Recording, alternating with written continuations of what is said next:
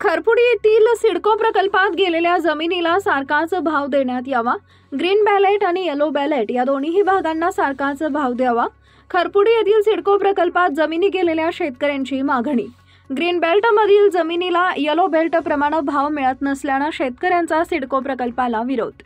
आज दिनांक 23 डिसेंबर रोजी दुपारी 2 वाजेच्या दरम्यान खरपुडी येथील सिडको प्रकल्पात गेलेल्या जमिनीला सारखाच भाव देण्यात यावा अशी मागणी खरपुडी प्रकल्पात जमिनी गेलेल्या शेतकऱ्यांनी केली आहे। ग्रीन बॅलेट आणि येलो बॅलेट या दोन्ही भागांना सारखाच भाव द्यावा अशी मागणी खरपुडी येथील शेतकऱ्यांनी केली आहे।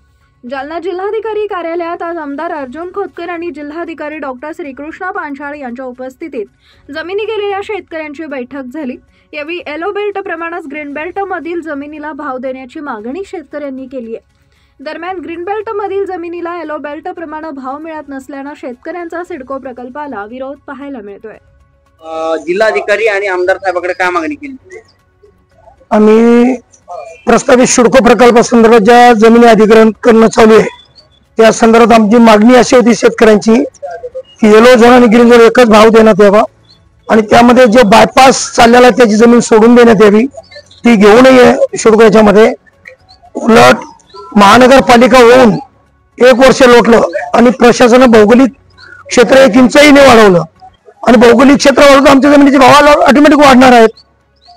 आणि आज आम्हाला इतक्या कमी दरानं शासन मोबदला देण्याचा विचार करते। आमचा सर्व शेतकऱ्यांचा विरोध आहे त्याला आणि ती एकच मागणी होती की दोन्ही येलो आणि ग्रीनला सारखाच भाव देण्यात यावा अशी एक मागणी केली। आणि पुन्हा ती करत असताना बायपास जो प्रस्तावित आहे त्या बायपास मध्ये प्रस्तावित बायपासची जमीन आहे ती सिडको मध्ये घेऊ नये। जालना आधी वाढली सिडको आपलं खरपुडी तुम्ही घेणार का? जालना महापालिकेत येणारच नाही ती आमची। आज प्लॉटिंग तिथपर्यंत गेले, घर तिथं राहिलं, रहिवासी एरिया आला आमच्या शेतापर्यंत। का ना आपण सुभाष बेठे खरपुडी।